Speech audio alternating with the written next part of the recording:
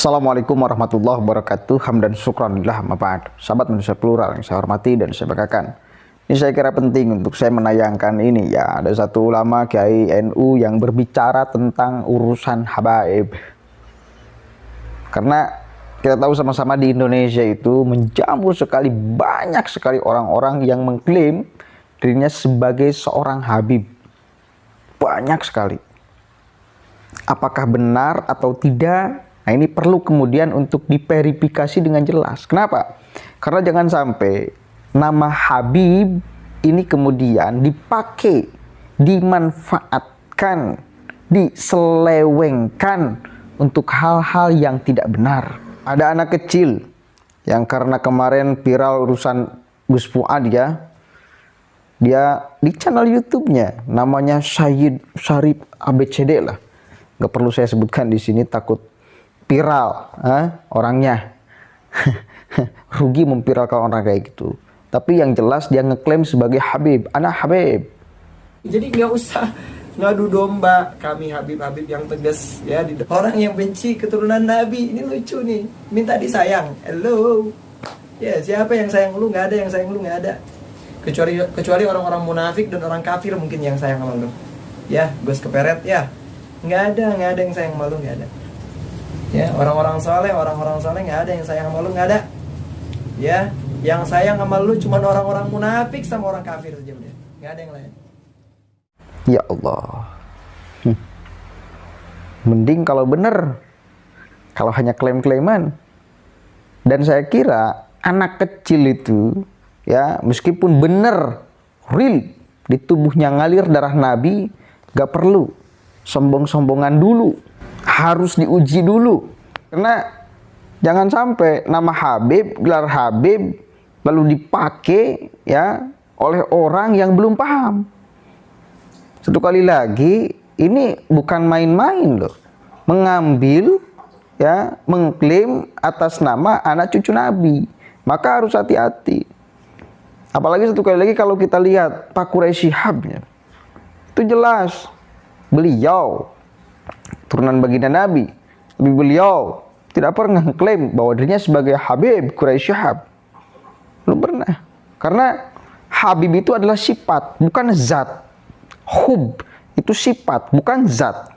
Jadi simpelnya, kalau seseorang meskipun di tubuhnya mengalir darah Nabi Muhammad SAW, tetapi tidak punya sifat, tidak punya karakter mencintai ya semuanya, maka nggak layak disebut Habib. Karena Habib itu sifat, bukan zat ya. Paham ya? Bukan zat, itu sifat loh. Itu gelar. Gelar itu didapatkan, diraih ya oleh orang yang layak mendapatkan gelar tersebut. Jadi tumbuhkan dulu rasa cinta kita ya, kepada semuanya, lahir dan batin, tanpa ada caci maki, tanpa ada fitnah, tanpa ada menjelekkan, ya, mencintai. Lah maka sifat hobi ini layak nempel di tubuh kita. Kalau misal ngomongnya nggak jelas, etikanya nggak ada, moralnya nggak dapat, lalu ngeklaim. Ini lagi-lagi saya kutip nih baru nih ucapan Bung Lubis 212. Mengaku itu murah dan mudah. Itu keren tuh. Mengaku itu murah dan mudah. Yang mahal itu diakui. Ngaku sebagai Habib itu murah. Semua orang bisa ngaku itu. Ya, saya punya sifat cinta. Mana buktinya? Cek faktanya. Dia selalu mencintai enggak? Tutur katanya menghadirkan cinta atau menghadirkan emosi? Sikapnya menghadirkan cinta atau menghadirkan emosi? Kalau menghadirkan cinta tutur katanya, kalau menghadirkan cinta sikapnya, maka gelar Habib itu tanpa kita klaim, orang akan manggil kita manusia si paling hub. paling menebarkan cinta. Ucapannya menebarkan cinta, sikapnya menebarkan cinta. Secara otomatis gelar Habib itu nempel. Tapi kalau hanya ngeklaim saya Habib, tanpa kita tutur katanya menghadirkan cinta, tanpa kita sikapnya menghadirkan cinta, jelas hubnya itu nggak layak ditempelkan di tubuhnya. Karena satu kali lagi, Habib itu hub, itu sifat, bukan zat. Kita dulu yang harus ucapannya menghadirkan cinta, ya, karakternya menghadirkan cinta, gerakannya menghadirkan cinta, maka secara otomatis hub itu layak dan secara include nempel di tubuh kita. Oke? Kalaupun tidak dipanggil Habib oleh manusia, insya Allah, Allah tahu manusia itu si pecinta, ucapannya menghadirkan cinta, kelakuannya, gerakannya menghadirkan cinta. Dan secara otomatis orang itu terhormat, mulia di pandangan Allah, tanpa harus ngeklaim, ngomong-ngomong, gumbar-gumbar bahwa aneh Habib, tanpa harus seperti itu. Oke, tanpa panjang lebar kita simak dulu nih ya, karena urusan silsilah ini penting. Ini katanya secara ilmiah ya, ilmiah. Al-ulama warasatul anbiya, para ulama adalah pewaris para nabi. Agama Islam bukan agama nasab. Agama Islam adalah agama ilmu. Pewaris para nabi bukanlah keturunannya, tapi pewaris para nabi adalah dia yang mengambil ilmunya, Nabi besar Muhammad sallallahu alaihi wa alihi wasallam. Maka tidak boleh ada orang yang merasa lebih berhak atas agama Islam kecuali para ulama. Tidak boleh ada orang merasa lebih berhak atas agama Islam dalam sisi apapun, hanya bergelar nasab saja. Tapi dia harus mewarisi ilmunya baginda Nabi, Nabi besar Muhammad sallallahu alaihi wa alihi wasallam. Orang yang mengaku cucu Nabi, tapi dia tidak punya ilmunya baginda Nabi, tidak berhak bicara atas nama agama Nabi Muhammad sallallahu alaihi wa alihi wasallam. Yang berhak bicara tentang agama Islam adalah pewarisnya baginda Nabi, yaitu para ulama, para kiai, orang-orang yang mengambil dari baginda Nabi mustika-mustika ilmunya baginda Nabi, jailan an jailin, khalafan an khalafin, dari satu generasi ke generasi yang lainnya, dari satu guru ke guru yang lainnya. Selain para ulama, tidak boleh ada orang yang berbicara tentang Islam tanpa dia punya ilmu baginda Nabi besar Muhammad sallallahu alaihi wa alihi wasallam. Apakah di Indonesia ada cucu Nabi? Di dunia ada cucu Nabi, tapi di Indonesia ini belum ada yang terbukti secara ilmiah bahwa dia adalah cucu dari baginda Nabi besar Muhammad sallallahu alaihi wa alihi wasallam. Sayyidina Syekh Abdul Qadir Al-Jailani radhiyallahu an, yang malam hari ini kita kauli beliau sebagai Sultanul Aulia, sebagai ulama besar, adalah cucu dari baginda Nabi besar Muhammad sallallahu alaihi wa alihi wasallam. Walaupun dalam sisi silsilah dipermasalahkan oleh para ahli nasab, tetapi itu semua karena apa? Karena baginda Sayyidina Syekh Abdul Qadir Al-Jilani semasa hidupnya tidak pernah mengaku-ngaku sebagai cucu baginda Nabi.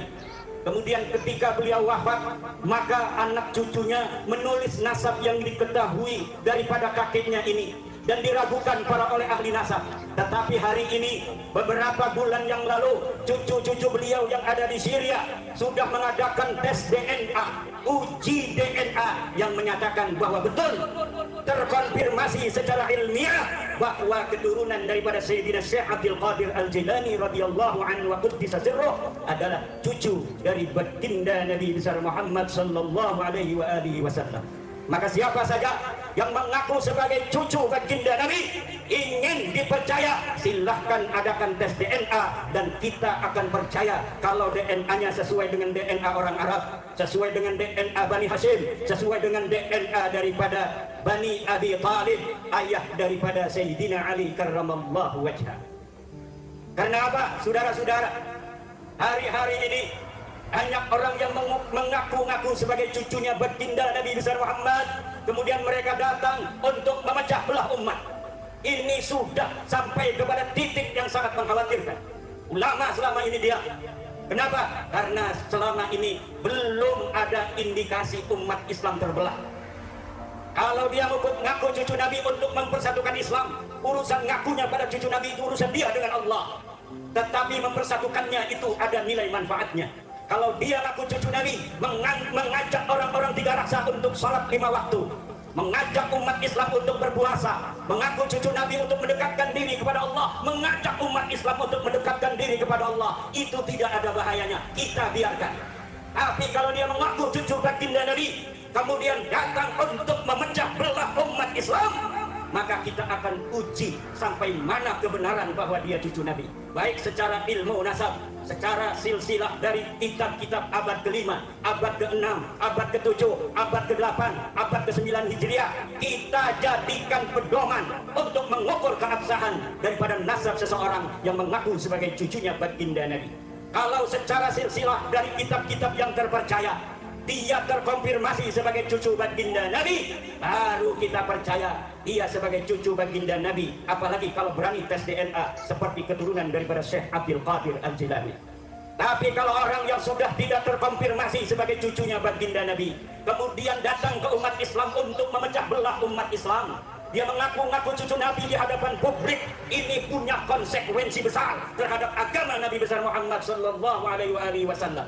Apalagi dia menjadikan umat Nabi Muhammad dijadikan sebagai budak, bukan diangkat derajatnya, tapi dijadikan sebagai budak-budak manusia, diajak demo yang tidak ada manfaatnya, bukan demi agama, bukan demi Rasulullah, bukan demi apapun yang bermanfaat bagi yang diajak, tetapi hanya demi namanya semata. Maka ini memanfaatkan umat Islam untuk kepentingan pribadi. Para ulama tidak boleh diam lagi. Para ulama harus menyelamatkan umat Muhammad sallallahu alaihi wasallam yang telah diperdekakan oleh Muhammad sallallahu alaihi wasallam.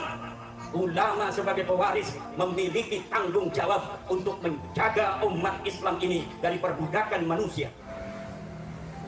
Kalau dia mengaku cucu Nabi di hadapan publik untuk memecah belah, boleh bagi siapa yang mendengarnya untuk datang ke polisi untuk melaporkan dia melakukan kebohongan publik, biar diuji di pengadilan apa betul dia sebagai cucu baginda Nabi besar Muhammad sallallahu alaihi wasallam. Tapi kalau dia hanya mengaku cucu Nabi, mengajak orang untuk sholat, mengajak orang untuk puasa, mengajak orang untuk bersatu, mengajak orang untuk memuliakan ulama, maka kita biarkan.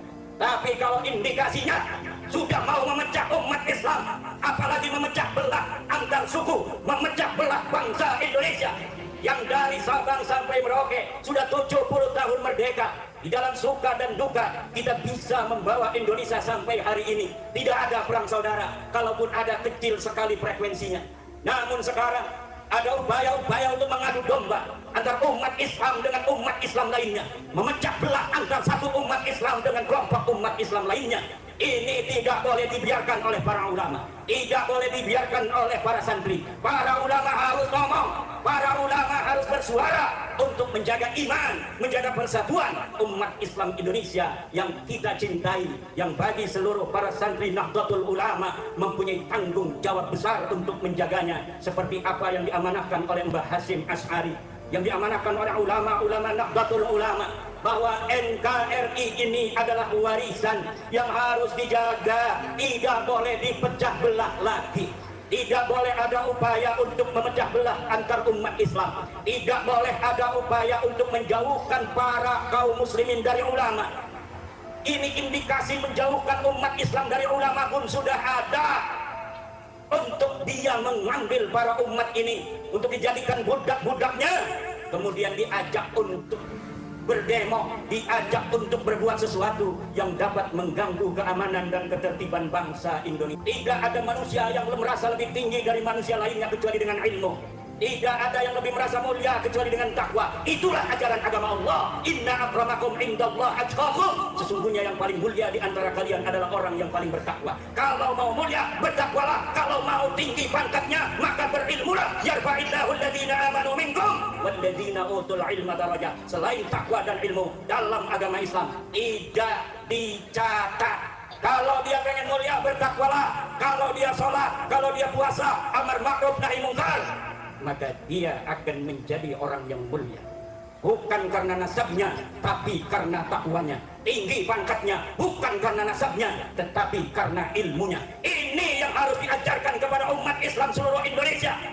Anak-anak kita tidak boleh belum apa-apa sudah pesimis karena banyak ajaran-ajaran nasab. Semuanya bicara nasab. Kalau mau ngomong nasab, tuh Ketua PCNU Kabupaten Tangerang, cucu Sultan Maulana Hasanuddin Kiai Encep Subandi. Pernah nggak kalian mendengarkan? Anda dengarkan kalian bahwa Kiai Encep mengaku-ngaku di hadapan publik bahwa dia cucu daripada Sultan Hasanuddin. Mungkin orang Tiga Raksa aja nggak ada yang tahu. Kenapa? Karena bagi ulama tidak ada nasab itu diunggulkan. Bahkan dia tawaduk, penuh dengan takdim kepada umat, penuh takdim kasih sayang kepada umat. Itulah yang diajarkan. Bukan belum apa-apa bicara nasab, bukan belum apa-apa orang harus hormati saya karena saya cucunya raja, karena saya cucunya raja, karena saya turunannya baginda. Tidak boleh ada yang demikian lagi di negara Republik Indonesia. Selain tidak ada ajaran Islamnya, tidak sesuai dengan Pancasila, sila kedua, kemanusiaan yang adil dan beradab. Oke, saya kira cukup jelas. Saya tidak akan nambahkan, tidak akan mengurangi. Silahkan simpulkan sendiri. Ya, jelas saya kira itu. Silahkan simpulkan sendiri. Assalamualaikum warahmatullahi wabarakatuh.